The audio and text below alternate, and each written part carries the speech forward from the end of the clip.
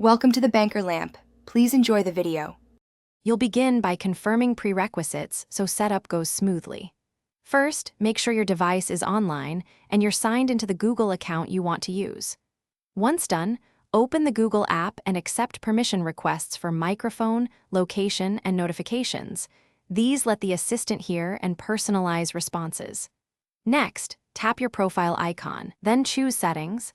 This takes you into Google Assistant Controls, where you'll make the actual activation changes. Now you'll configure voice activation so the assistant responds reliably.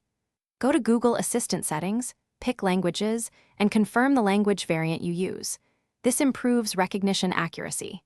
Then enable Hey Google and complete the short voice match training by reading the prompts 3 times so it learns your voice.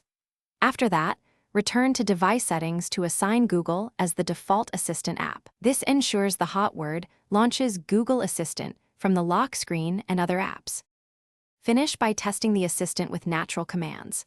Say, "Hey Google," ask the time, set a reminder, or control a smart light to confirm end-to-end functionality. Once verified, personalize routines, link smart home devices, and enable personal results so reminders and commute info appear. If responses are inconsistent, make sure microphone and assistant permissions are enabled, then retrain voice match. Troubleshooting tip: if it still fails to wake, reboot the phone, clear cache for the Google app, and repeat the voice match training once more.